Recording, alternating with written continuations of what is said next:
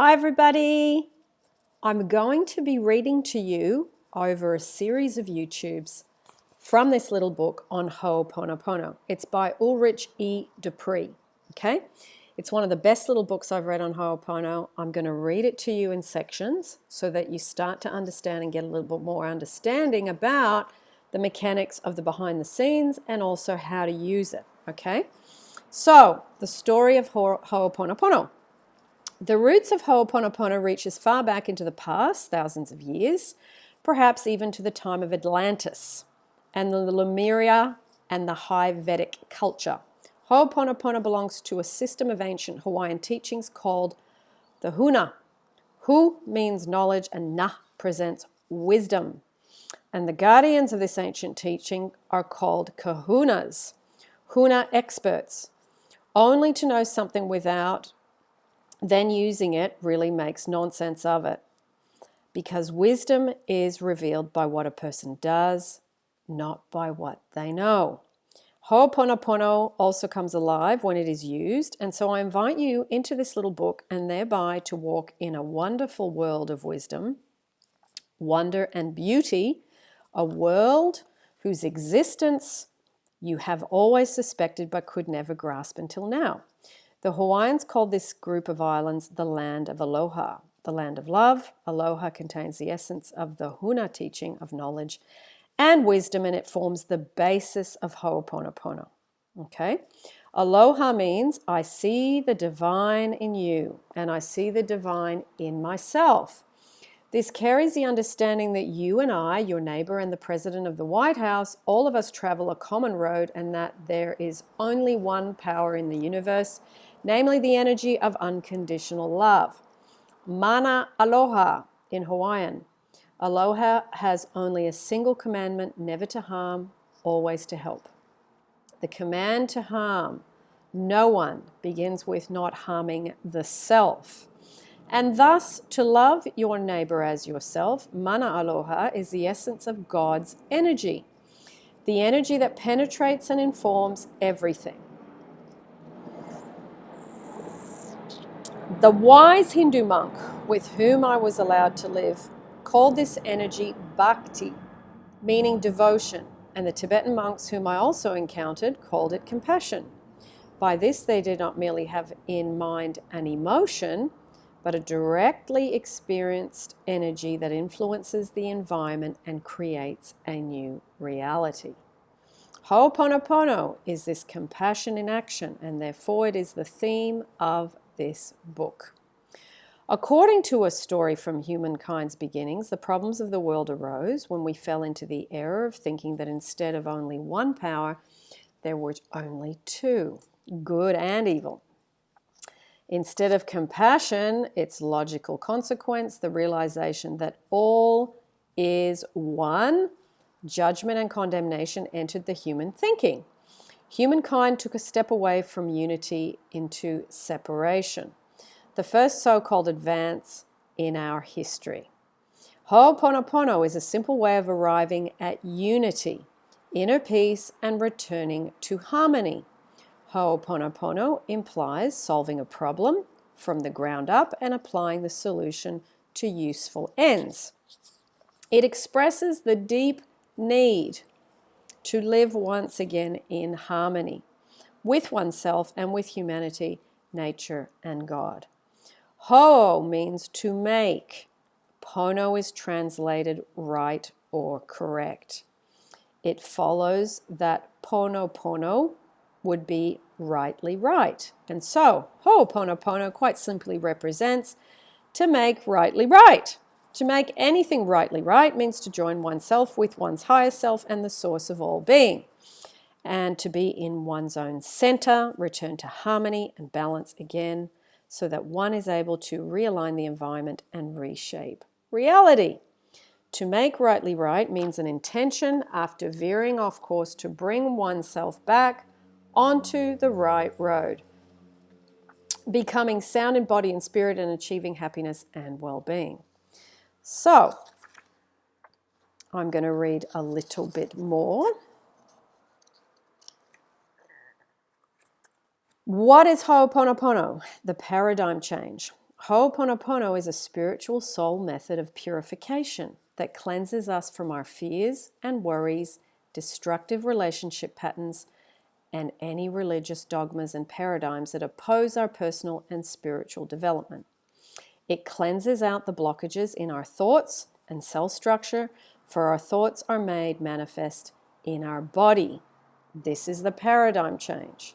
This method is of Hawaiian origin and is based on the understanding that we live in a universe of abundance and that God, Akua, the original source, wants us to enjoy this abundance and perfection. However, what obstructs our experience of real abundance, loving togetherness, inner wealth, spiritual growth, and perfect health is our own self. It is our thinking grounded and reinforced by a great deal of experience, which for a long time now has lost its validity. Its persistent attachment to fears and cares, to judgments, doubt, and the negative mass of consciousness frustrates our experience of our own perfection. Imagine that you're holding a big stone in each hand, and if I should want to give you some money right now, you must first put the stone aside. The same applies to our patterns and prejudices, our values, and the gifts of the universe. The key to be able to receive lies in the ability to let something go, in by faith that we will not suffer any harm or loss thereby. The forgiveness ritual of Ho'oponopono is love in action. You forgive yourself and others for having inflicted any sort of hurt or for having failed to help when needed. Making things rightly right is a simple 4-step procedure that helps you learn to forgive yourself unconditionally, to love, and additionally to make things better. It is as if you were reformatting your computer hard disk. It wipes out all the data that makes your life slow and burdensome. If something disturbs us and we feel disharmony within ourselves, maybe recognizing a problem or a conflict, we can always make a Ho'oponopono. So number 1, we ask to reach a place of recognition, courage, power, intelligence, and peace. Number 2, we describe the problem and then search our heart for our share in it. This share may, for example, be a judgment we have made, or a specific action, or a memory that requires healing. 3, we forgive unconditionally and speak the 4 magic sentences. I'm sorry, please forgive me, I love you, thank you. 4, we give thanks, express trust, and let go. This simple and elegant method will not only ensure the resolution of personal problems and challenges, but also resolve conflicts within a community or group. Thus, a Ho'oponopono will demonstrate its effectiveness in all the realms of a partnership and family, and profession, health, and finance. In his book Zero Limits, which he has written with Dr. Hew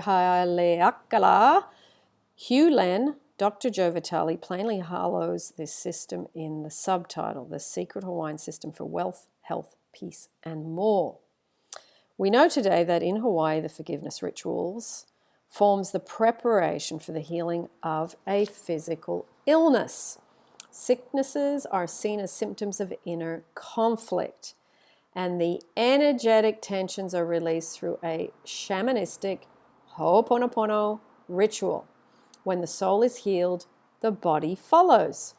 From the publications of the Hawaiian eldest Mary Kawana in the 1950s, we know Ho'oponopono as a traditional family conference.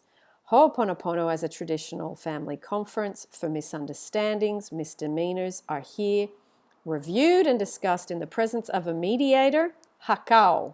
In the resolution process, Kalana, all the participants look into their hearts before God, and those present in all aspects of anger, disappointment, resistance, mistrust are resolved in unconditional forgiveness. In the 1970s, Hawaii's living treasure, the revered Morana Simona, introduced a modernized 12-step method to the public. She integrated Christian and Indian elements as well as the systems of the 3 selves, the subconscious, the conscious, and the superconscious. Okay? And presented Ho'oponopono as an aid to the self, help. It thereby became possible to apply this technique to the purification of the mind, and soul without a mediator. After Morana died in 1996, her pupil, Dr. Hew Len, whom I've mentioned to you before and who does the inner child meditation. I will put the link down below to that, and I will also put the interview he did with two people, journalists, I can't remember their names. I will put that interview. It's in 9 parts. It's fabulous, okay? I'll put that down below for you too. So Dr. Hew Len took over the leadership of her institute, Foundation of I. It was through him and his healing of psychologically ill prisoners that the hooponopono became known in the West. Dr. Hew Len teaches hooponopono, amongst other things, and the purification of memories, meaning the purifying of any data that inhibits harmony. To exemplify his story, I will cite the therapeutic beginnings and enormous effectiveness of hooponopono. We can see that hooponopono is not a rigid system and that a common thread runs through all its variations. In this little book, you will learn 2 of them in summary and for the immediate aid. First, hooponopono as a method of purification through which you can get rid of your inner blocks and programs that sabotage the free flow of life. Example, I have doubts. And the gifts of the universe, e.g., I have not deserved this. And second, hooponopono in the form of a family conference, as it is traditionally practiced in Hawaii and applied in youth and social work. So, I'm going to leave it at that for today. I'm going to bookmark it, and we are going to continue this little book in parts. So this is the end of part 1. And I really, just want you to explore and learn a little bit more. Lovely little book, very small, very thin, but very thorough, and really shows you the background of where this came from, what it does and what it means for those of you that are interested. And one other thing, a woman that I did my coaching course with years ago in 2014, or I think she might have been the year before, she was around the same time as me anyway. We've become friends through what we did for work. Now, she has started her own YouTube channel, and she has done her first meditation. Now, Claudine's got a beautiful French accent, and I'm going to post the link to her meditation channel for those of you that want an extra meditation. It is there for you to check out, and I'm just, as you know, letting you know about different things as I come across them. So lots of love, and see you in part 2 for the Ho'oponopono little book.